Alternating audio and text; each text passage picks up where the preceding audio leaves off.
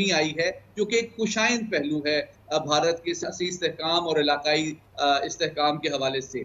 क्योंकि आप देखें फॉल्स फ्लैग की बात जब पर, लेकिन इस इलेक्शन से पाकिस्तान की मौजूदा हुकूमती पार्टियों को भी सीखने की जरूरत है। मोदी साहब ने डट के कैंपेन, सोशल मीडिया की अहमियत को मानने को तैयार नहीं है। उनके मुंह के ऊपर एक दफा फिर एक एक थप्पड़ लगा। मैं कहूंगा मुझे पाकिस्तान में ऐसा नहीं होता। अब हम ये देखें कि पाकिस्तान में इस वक्त क्या सोचा जा रहा है, तो जाहिर है पाकिस्तान में तो इस वक्त खुशी इस बात पर मनाई जा रही है कि अच्छा चलो बीजेपी जीत गई, लेकिन उतनी सीट्स तो नहीं ली ना जितनी उन्होंने कही थी। तो देख लो, इन्होंने तो कहा था 400 सीट्स लेंगे, कोई भी नहीं ली।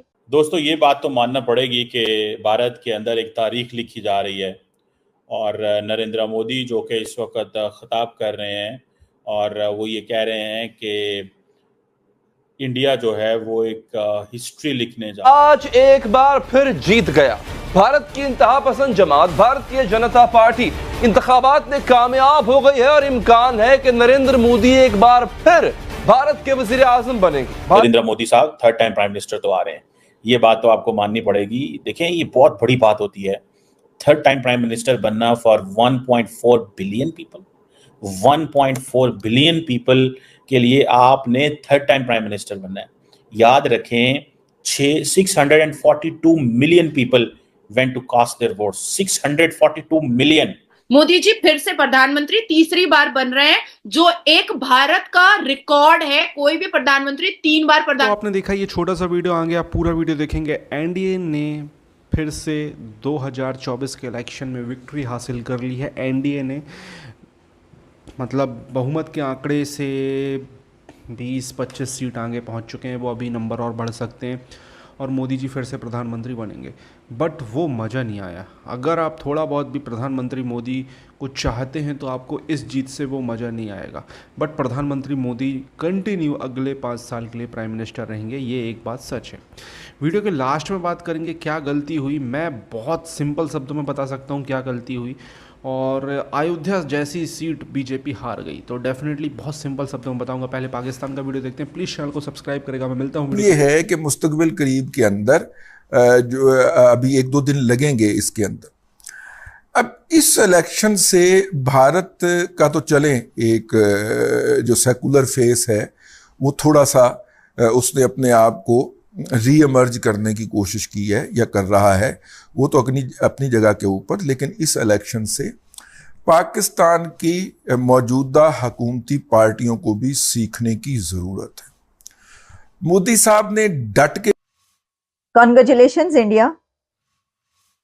इंडिया ने ये प्रूव किया है कि Indian democracy is among the finest in the world. जो इलेक्शन हुआ उसने ये साबित किया है कि इंडिया की जमहूरियत को कोई नहीं हिला सकता। इंडिया को मुबारकबाद, भारत को मुबारकबाद, इंडियन नेशन को कांग्रेचुलेशंस और इंडिया के प्राइम मिनिस्टर नरेंद्र मोदी साहब को मुबारकबाद कि अब उनको 3rd टर्म मिल गई है। भारत के नए वजीर आजम नरेंद्र मोदी साहब ही हैं और नरेंद्र मोदी साहब को बहुत बहुत मुबारकबाद कि उन्होंने अपनी भरपूर और अपनी पार्टी की पूरी कोशिश के बाद इतनी सीट्स हासिल कर ली हैं कि वो हुकूमत बना सकते हैं। इसकी दोस्तों, ये बात तो मानना पड़ेगी कि भारत के अंदर एक तारीख लिखी जा रही है और नरेंद्र मोदी जो कि इस वक्त खिताब कर रहे हैं और वो ये कह रहे हैं कि इंडिया जो है वो एक हिस्ट्री लिखने जा रहा है। ये 3rd टर्म है, ये बीजेपी को, एनडीए को आपने 3rd टर्म दी है और हम एक हिस्ट्री लिखने जा रहे हैं, ये मोदी की गारंटी है। और ये जो मैंडेट मिला है नरेंद्र मोदी को और उनकी पार्टी को, ये जारी बात है उनके तमाम जो ओपोनेंट्स हैं उनको भी ये मैंडेट नहीं मिल सका। देखें, ये बात तो आपको एक्सेप्ट करना पड़ेगा कि नरेंद्र मोदी ने अकेले, उनकी जमात ने अकेले, विदाउट एनी सपोर्ट अगर 246 सीट्स ले ली हैं, ठीक है जी, तो ये आप समझ लें कि दे हैव कम सो फार कि पूरी की पूरी ऑपोजिशन पूरी की पूरी ऑपोजिशन मिलके इतनी सीटें नहीं ले सकी जितनी नरेंद्र मोदी ने अकेले सीटें ले ली हैं। अच्छा, अब हमने देखा कि इतने अरसे से तो हम बीजेपी को देख रहे हैं, लेकिन एक दौर जाहिर है कि वो इंदिरा गांधी जो है उनका भी देखा, राजीव गांधी का भी देखा, लेकिन उसके बाद राहुल गांधी जो है वो फाइट बहुत कर रहे हैं, लेकिन उस मंजर पर नहीं आ पा रहे, उस नहज पर नहीं पहुंच पा रहे। तो क्या फ्यूचर आप देख रहे हैं स्पेशली राहुल गांधी का आगे चलकर? सर नहीं, राहुल गांधी ने इंप्रूव किया है। के सियासतदानों के लिए उसमें यह मैसेज है कि जो लोग नवाज शरीफ, मौलाना फजलुर रहमान, आसफ अली जरदारी समेत अब तक सोशल मीडिया की अहमियत को मानने को तैयार नहीं है, उनके मुंह के ऊपर एक दफा फिर एक थप्पड़ लगा। मैं कहूंगा, मुझे कहने की इजाजत दीजिएगा, ये तमाम लोग जो हैं इनको आप जाके 2-2 घंटे समझाने की कोशिश करते रहें कि भाईजान social media and digitalization of your political party बहुत जरूरी है, तो वो आप समझेंगे कि आपको उनसे नौकरी लेने आए। ये पाकिस्तान में ऐसा नहीं होता। अब हम ये देखें कि पाकिस्तान में इस वक्त क्या सोचा जा रहा है, तो जाहिर है पाकिस्तान में तो इस वक्त खुशी इस बात पर मनाई जा रही है कि अच्छा चलो बीजेपी जीत गई, लेकिन उतनी सीट्स तो नहीं ली ना जितनी उन्होंने कही थी। तो देख लो, इन्होंने तो कहा था 400 सीट्स लेंगे, कोई भी नहीं ली। देख लो कितनी बड़ी बड़ी बातें कर रहे थे।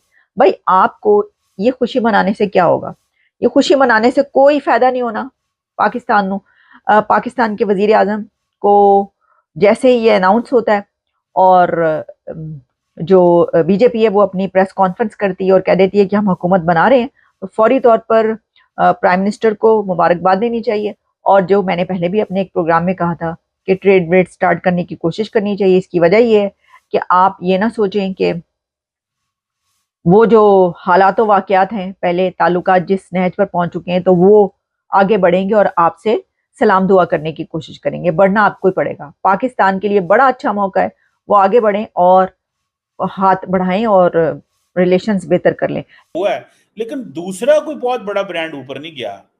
राहुल ने कोई इतना नंबर नहीं लिया कि ये आप कहा जा सके कि जी बहुत आगे चले गए हैं। उन्होंने कुछ ऐसा नहीं किया राहुल ने कि बहुत आगे चले गए हैं, मतलब वो थोड़े फंसे फंसाए हैं। सो ये जो ब्रांड मोदी थोड़ा डिम हुआ है, ये देखना पड़ेगा। शॉर्ट टर्म इकोनॉमिक पॉलिसीज जो हैं वो खराब हो सकती हैं। इंडिया की इकोनॉमी पे क्वेश्चन मार्क लग सकता है। इंडिया जिस तरह खुल खिला के खेलता था, अब नीतीश कुमार और जो नेदू है वो फैसला करेंगे बहुत सारी चीजों में, मतलब पॉसिबिलिटी है। फिर भी उनको थोड़ी सीटें तो उनकी है ना कि वो सारा कुछ उस हिसाब से करें।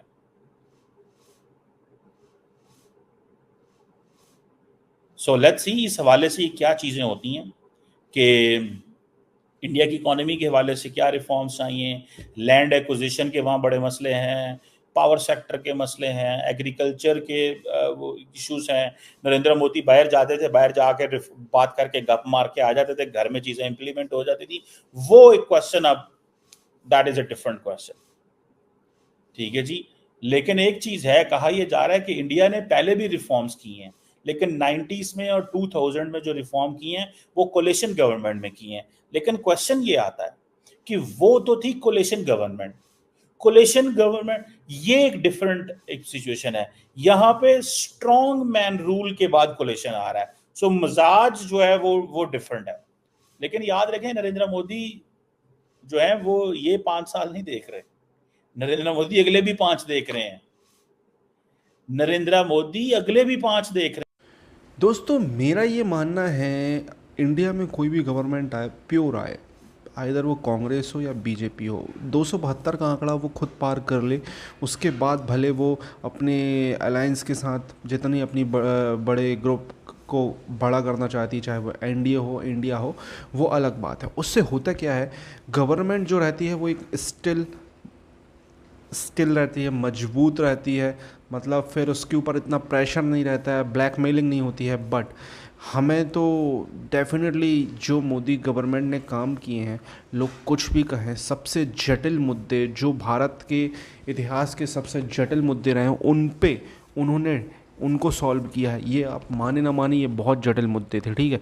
ये जटिल मुद्दे समझो अब भारत की पॉलिटिक्स से ख़त्म हो गए। राम मंदिर, आर्टिकल 370 और 35 से, और 3 तलाक, फलाना ठिकाना, ये ख़त्म कर दिए ये सबसे जटिल मुद्दे। अब बीजेपी के पास सीधे और कोई मुद्दे नहीं थे डेवलपमेंट के अलावा, बट उनको हटा दिया गया मेरे हिसाब से। तो मैं इस जीत से उतना खुश नहीं हूँ, बट ठीक है, 240 का आंकड़ा ही पार किया। इतना इंडिया गठबंधन जो है वो भी इतना नंबर पे नहीं पहुंचा है, तो ये डेफिनेटली बड़ी बात है। और आराम से बीजेपी गवर्नमेंट करेगी। भले ये मीम्स चल रहे हैं नेता सबके हैं, चंद्रबाबू नायडू यहाँ वहाँ फलाना ठिकाना, तो फिर इंडिया गठबंधन में पूरी फौज बैठी है वहाँ से यहाँ आने में, आप ये समझ सकते हो।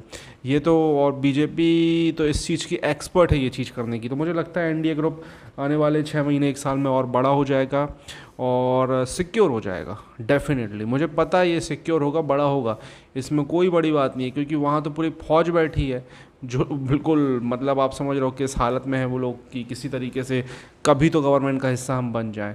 स्पेशली ये जितने इंडिया गठबंधन के सूरमा हैं, कांग्रेस को छोड़कर, ये सभी में ज़्यादातर इवन ADMI के, DMK, ये सब अटल बिहारी वाजपेयी के टाइम पे मतलब बीजेपी के कहीं ना कहीं हिस्सेदार रह चुके हैं। तो इसमें यहाँ के लोग घबरा रहे हैं तो फिर वहाँ के लोग ज़्यादा घबराने चाहिए, ठीक है।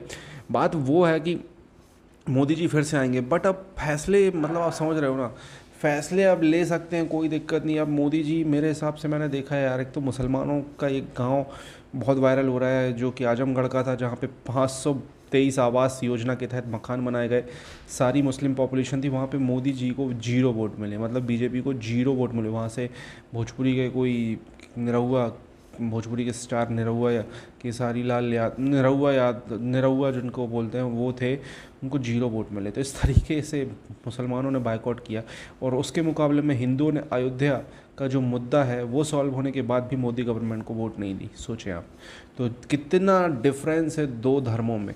एक मतलब अपने चाहे कुछ भी हो जाए, चाहे मुझे तुम सोने का घर दे दो, फिर भी मैं वोट तुम्हें नहीं दूंगा। और दूसरी जगह आप देख लो, अयोध्या का जो टोटल, मतलब आप समझो अयोध्या में जो जिस किसान की वहाँ ज़मीन रही होगी, उस किसान की ज़मीन की वैल्यू कई गुना बढ़ गई होगी यार, अगर वो मेन रोड की रही होगी, समझ रहे हो।